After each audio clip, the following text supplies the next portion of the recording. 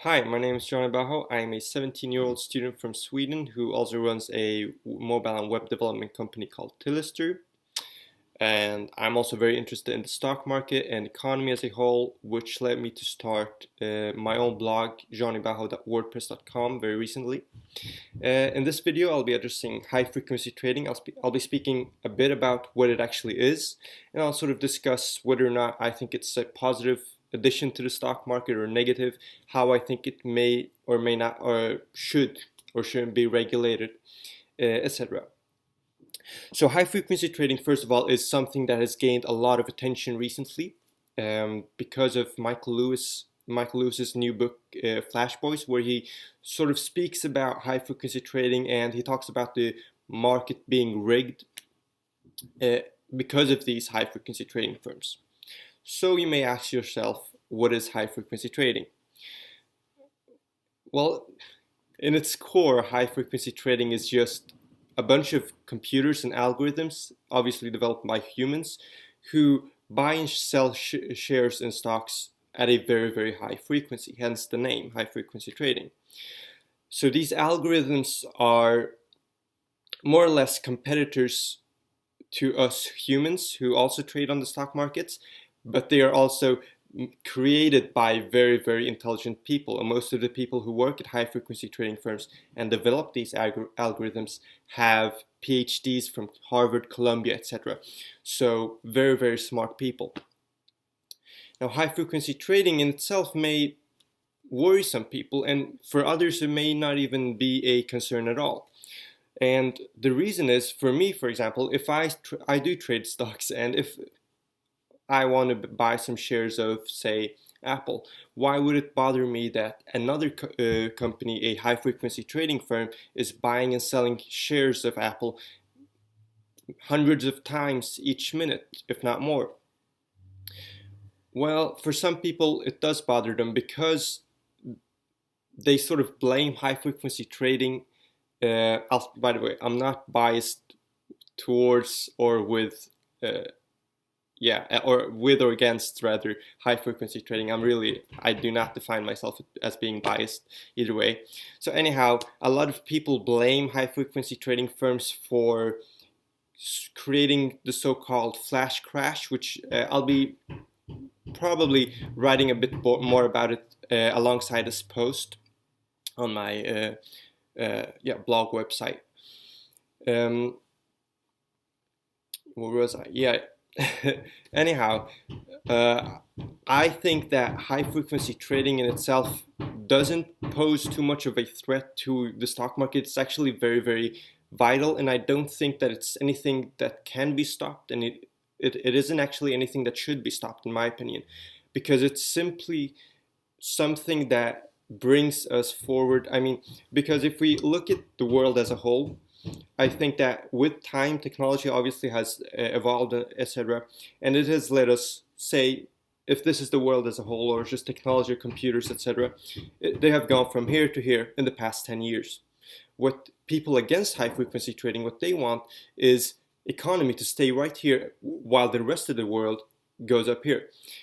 What do I mean by that? Well, a lot of people against high frequency trading don't want these computers or algorithms to interfere with the stock market, and because it's more or less the thought of, well, the stock market should be by humans for humans, and only humans should be allowed to trade, not a bunch of computers who can do it a lot faster than us and identify potential sort of threats and uprises a lot faster, etc. What I personally think I personally think that it's sort of a natural evolvement of the stock market as it becomes more sort of traded through computers and technology takes a bigger space. It's only natural for people to find new ways to make money, and thereby, I mean, high frequency trading is a perfect way of it. And I wouldn't blame anyone who actually is good at high frequency trading for making money through a very, very intelligent way. Now, there is another part of high frequency trading which isn't as pleasant, and it's front running or scalping. What front running is sort of it's the high frequency trading firms taking advantage of information that they have of different customers who want to buy and sell, or just buy actually, different stocks in the stock market. So what happens is a high frequency trading firm pays an alternative market or sort of broker which I use to buy different stocks, and the high frequency trading firms buy this broker in order to gain access to some information before the actual stock market. This may seem a bit complicated, but it's really not. I think a lot of you may already notice. So I'll just explain it pretty briefly. What happens is, if I'm right here and I want to buy a stock from the stock market, which is right here, it passes through the sort of broker which I use to actually complete my order.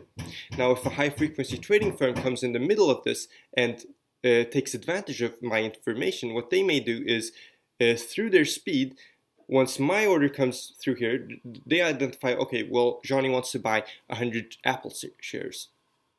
Through their speed, they go faster than me, buy the same amount of Apple shares in this case, and sell them back to me at a higher price. So they didn't have any intentions of actually buying those shares until they saw that there is someone who wants to buy them. Well, obviously they can buy them and just sell them back further. It's just like me going to the supermarket to buy milk and having someone, and it's the last milk. Someone else comes, grabs that milk and says, well, I'll sell it to you, but only for twice the price. Now, obviously, in the stock market, it doesn't happen. They don't say twice the price. It happens, and it does happen. And what they gain is sort of fractions of a dollar. Very, very little money. However, when they do it at such a large scale, the high frequency trading firms make billions of dollars. And whether or not it affects me personally losing that little amount of money, I mean, actually, no, it doesn't really affect me, especially not when you're trading long term. However, it is still illegal, and it shouldn't be legal in any way, because what they're actually doing is a form, in my eyes, of stealing. And that's what sort of Michael Lewis speaks about in his book, Flash Boys, where he talks about the market being rigged. Now, saying that the market is rigged is, in my eyes, a bit too harsh. I don't think that the market is rigged in any way, and I don't think that the market can be rigged. The market is still very, very influenced by humans. Where he speaks about, well, okay, so the market is rigged because these high frequency trading firms are the one controlling, and they know what's going to go up, what's going to go down. They sort of define the stock market. But nevertheless, there are still a lot of human beings trading on the stock market, and the high frequency trading firms develop algorithms against each other. So I only find these algorithms, I find them as more complex human beings. And I don't think that high frequency trading in any way means that the market is rigged. That was all, and for the video part of this blog, I'll probably follow it up with a written part where I'll speak about my recent stock purchases and just maybe writing a bit more in detail about the flash crash and similar things. Thanks for watching, and if you have found this video outside of my blog, feel free to check it out. It's jonnybaho.wordpress.com. I generally just share my thoughts regarding business, technology, and economy. Thanks for watching.